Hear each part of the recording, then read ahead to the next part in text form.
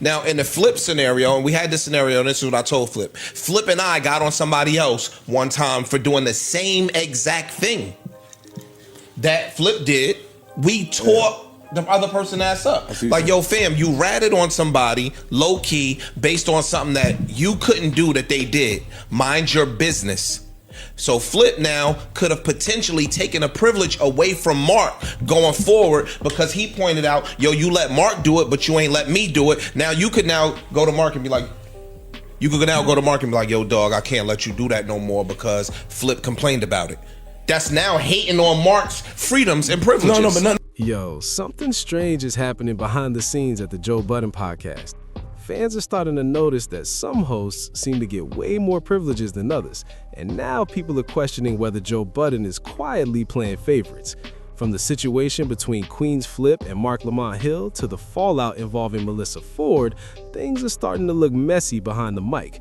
But the real question is this: are these privileges earned because of the work certain hosts put in, or is there something deeper going on inside the podcast? Let's break down what really happened. Anyway, I really want to break down this part because I noticed a lot while Ish was explaining everything that went down. First off, Ish wouldn't have even called Flip about any of this if he hadn't already gone through a similar situation with him before. He knew that was the only way Flip would actually see what was really happening. And since Flip was part of that prior situation, it made it easy to communicate. Let's be real. If Ish and Flip hadn't experienced that with Melissa, there's no way Ish would have picked up the phone. Had to get that out there. Secondly, I can't help but laugh at the pattern here. Every time Ish has something to say to his co-hosts in this way, he's always referencing a moment from the past, whether he spoke up or stayed quiet, and calling out contradictions. It's wild how every single one of them is out here watching each other like hawks. And here's why it all actually makes sense. Flip is over there trying to take privileges away from Mark, and that's exactly what this is about. Mark gets to do what he does because of the value he brings to the show, and Flip knows this firsthand. Remember the situation with Melissa? Flip was in the mix, receiving more privileges, or at least perceived privileges, than the rest of them. What's funny to me is that everyone's obsessed with everyone else's moves, but nobody's really looking at why people get to do what they do. Early on, Flip was literally boosting the energy of the JBP. He was grinding extra content, reacting on his own channel about what was happening, and giving the brand more recognition. Flip started breaking the fourth wall, which is why we even engage with the podcast the way we do now. Back when it was just Roy, Joe, and Maul, fans interacted on YouTube and Patreon, but nobody was creating content about what went down on the pod.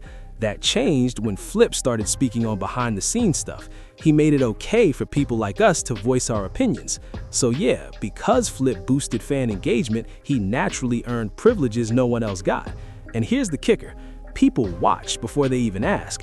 They see other cast members getting certain perks and assume they can't have the same. They don't go to Joe to request it, they just stew in assumptions and complaints. That's how the whole privilege envy thing takes off. You see it happening and suddenly you're questioning, wait, why can they do that? Instead of understanding the value that person is actually bringing.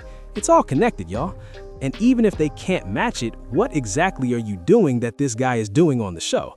Flip literally started all of that energy, got paid while on suspension, missed Patreon days, and still got his checks like he was present the whole time. And that's the core gripe here. Why can't people look at Mark and recognize that he's doing the same thing? He's running Podwise solo, without even his wife there. He's moderating, he shows up at BTS, turns up and makes the Ian and Mark show a full-on show. He's on JBP Rewind, he's on Pods delivering the serious news nobody else is covering. He's the reason political discussions even happen consistently now. Remember when CO had Dr. Fauci? That was rare. Now every show you hear politics, and that's because of Mark. So let's be real. If I'm doing everything Flip's doing, and then adding even more energy on top of that, why wouldn't I deserve more privileges than everyone else?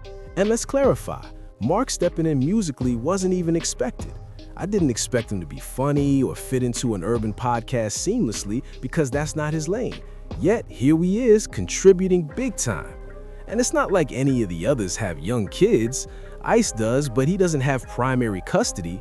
Mark brings his son. That's real-life integration into the show. And you can't even call him out for missing episodes because Flip does the same thing. Which is why when Melissa was shading Flip, she should have looked in the mirror and asked, what am I actually providing to the podcast? But here's the twist.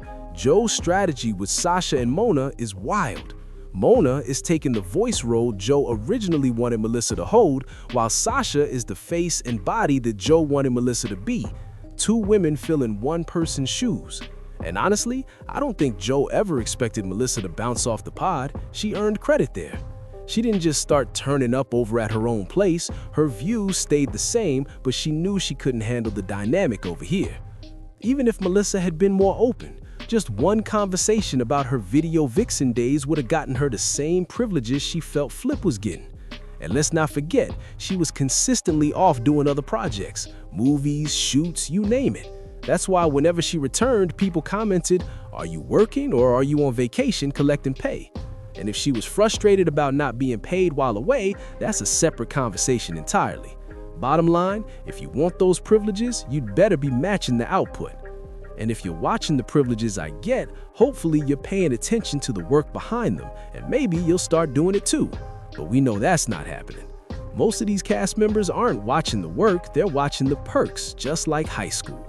And that's why I always compare situations like this to high school. Social dynamics, work dynamics, cliques, it's the same pattern. No matter if it's your job, your friends, hobbies, or sports, the hierarchy, the jealousy, the side-eye, it all mirrors high school. This cast, straight up high school vibes. They're constantly watching each other, checking moves, and ready to run and snitch to the boss. But hold up, Joe was the one running the show. Why would you go running to him?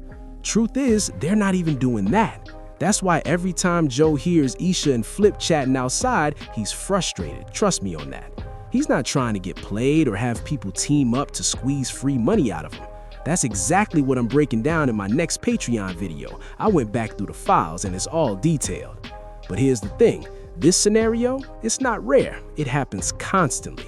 Today, it was easy to illustrate because I had a clip on deck, but Ice had to pull back when talking to Flip about missing pods, being there once a week, because Flip hit back, "Yeah, whatever, I'm probably still getting more money than you." That's the energy. Now I need y'all to weigh in.